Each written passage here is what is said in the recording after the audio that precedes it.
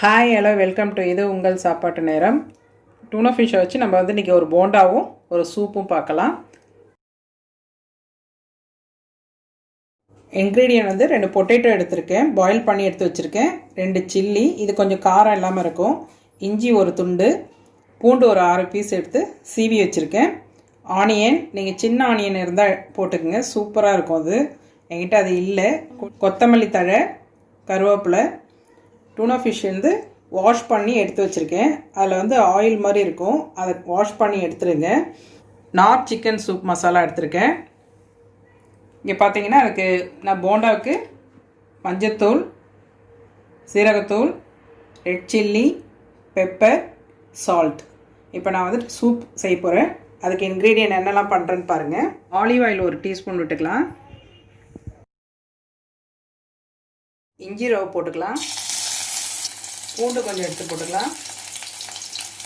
சாப் பண்ணி வச்ச ஆனியன் கொஞ்சம் ஆட் பண்ணிக்கலாம். டூனா ஃபிஷ் கொஞ்சம் போட்டுக்கங்க.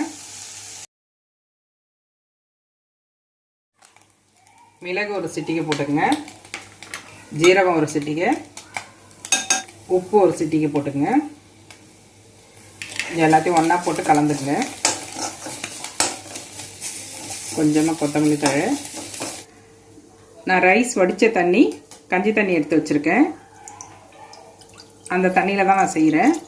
ஸோ நான் அதை எடுத்துக்கிறேன். திக்காக இருக்கும் இது. இப்போ நம்ம வதக்கின மசாலா எல்லாத்தையும் இந்த தண்ணியில் ஆட் பண்ணிக்கலாம்.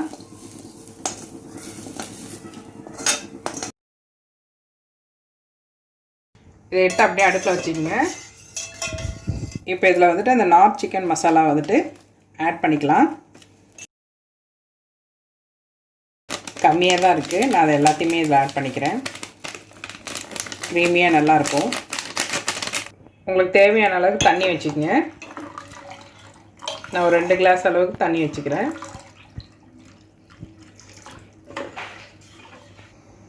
உப்பு உங்கள் தேவைக்கு ஏற்ப போட்டுங்க.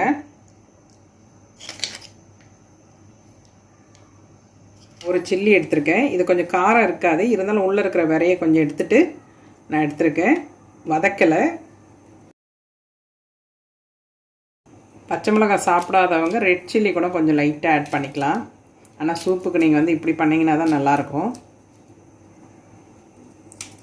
ஒரு கொதி வரட்டும். நம்ம அதுங்காட்டி கார்ன்ஃப்ளவர் மாவு 1 டீஸ்பூன் எடுத்து கரைச்சி வச்சுக்கலாம். கார்ன்ஃப்ளவர் மாவு நான் ஒரு 2 டீஸ்பூன், சின்ன டீஸ்பூனால் 2 டீஸ்பூன் எடுத்திருக்கேன். இதை இப்போ நம்ம தண்ணி விட்டு கலக்கி வச்சுக்கலாம். இப்போ உங்களுக்கு காரத்துக்கு தேவை மாதிரி மிளகு ஜீரகம் போட்டுங்க. மிளகு ஜீரகம் தான் இதுக்கு முக்கியமாக தேவை. சூப்புக்கு எப்பயுமே மிளகு ஜீரகம் போட்டு குடித்தா தான் செமையாக இருக்கும்.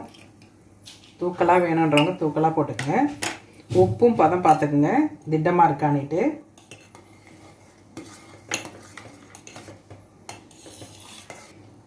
கரைச்சி வச்ச கார்ன்ஃப்ளவர் மாவை கொஞ்சம் கொஞ்சமாக விட்டு கலந்துக்குங்க. இது பைண்டிங்காக, திக்னஸ்க்காக. ஆல்ரெடி திக்காக தான் இருக்குது. இன்னும் நல்லா குழவாக வேணும்னா நீங்கள் இதை ஊற்றுனீங்கன்னா சூப்பராக ரெஸ்டாரண்ட் ஸ்டைல் மாதிரி இருக்கும். இன்னொரு கொதி வரட்டும். கொத்தமல்லி தழை போட்டு நம்ம நிறுத்திக்கலாம். இங்கே பாருங்கள், அந்த ஃபிஷ்ஷு, டூனா ஃபிஷ்ஷு, ஆனியன் எல்லாம் நல்லா சூப்பராக குழவாக இருக்குது. டேஸ்ட்டும் சூப்பராக இருக்குது. உப்புலாம் செம தூக்கலாக, இந்த மிளகு சீரகம் எல்லாம் சேர்ந்து சூப்பராகவே இருக்குது. ஸோ இப்போ ஒரு கொதி வரட்டும். நம்ம கொத்தமல்லி தழை போட்டு ஸ்டாப் பண்ணிக்கலாம். சூப்பரான சூப் ரெடி ஆகிடுச்சு. உழவாக இருக்குது. இப்போ நம்ம கொத்தமல்லி தழையை போட்டு இறக்கிக்கலாம். அவ்வளோதான், முடிஞ்சிடுச்சு. இப்போ நம்ம போண்டா ரெடி பண்ணிக்கலாம். இப்போ போண்டாவுக்கு நம்ம ஸ்டஃபிங் ரெடி பண்ணிக்கலாம். ஒரு கரண்டி கடலை எண்ணெய் விட்டுருக்கேன். மீதி இருக்கிற இஞ்சி ஆட் பண்ணிக்கலாம். அதை கூட பூண்டையும் ஆட் பண்ணிக்கலாம். ஜீரகம் 1 டீஸ்பூன். இது கூட ஆனியனையும் ஆட் பண்ணிக்கலாம்.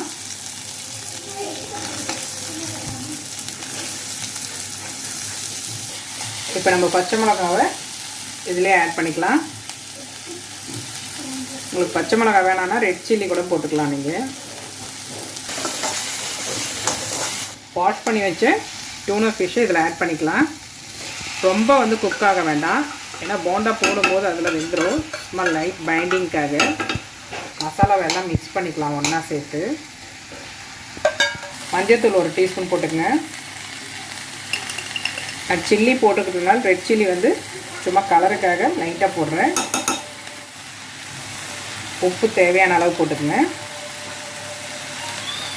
மிளகு 1 டீஸ்பூன், ஜீரகம் 1 டீஸ்பூன்,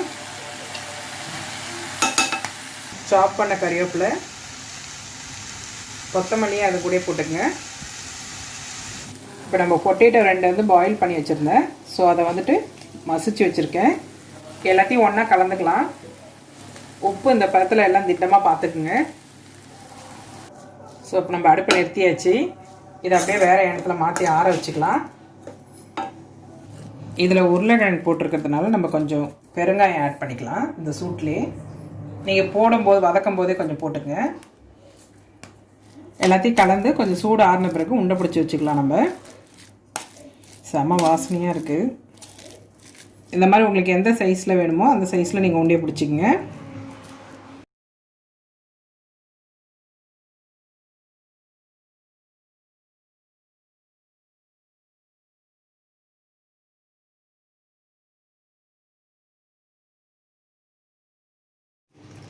பஜ்ஜி போண்டா மிக்ஸ் வந்துட்டு நம்ம மிக்ஸ் பண்ணிக்கலாம்.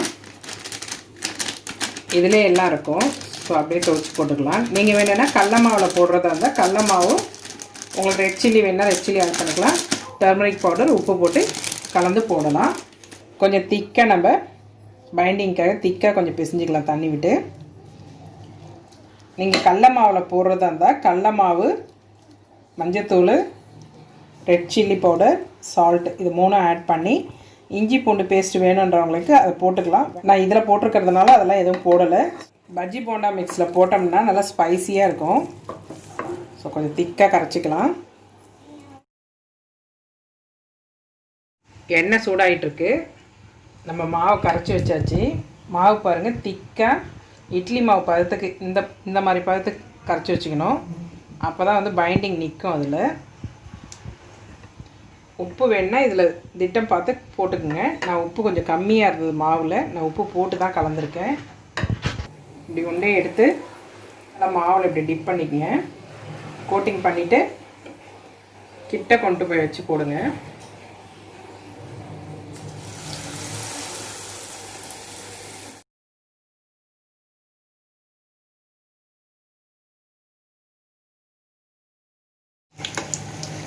இது மாதிரி எல்லாத்தையும் திருப்பி விட்டுங்க.